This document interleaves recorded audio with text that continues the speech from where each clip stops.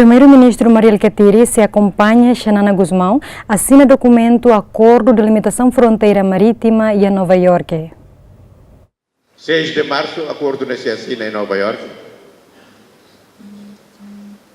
Dia tia pulang hira amlah sorumala negosia sorumala em Nova York.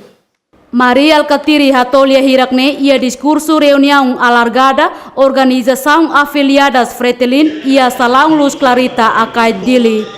Nia Dehang, chefe negociador principal de limitação fronteira marítima, Kairala Xanana Guzmão, Mactenki assina documento acordo no primeiro-ministro Rasik se marca presença ia Nova York. Haula hadau emaida ni mérito. Sema que halo negociação, halo acordo, ni nara tem que tal história, ni tem que assina.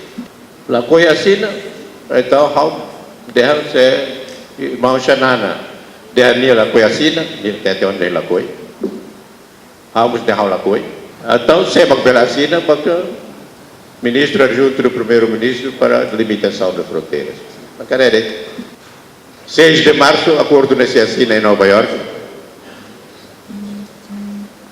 Dia tia pulang hira amlah sorumala negosia sorumala em Nova York.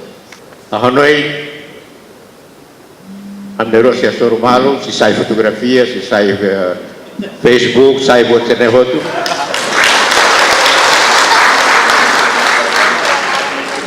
A Hanoi balu ini kalau tu tarang makan.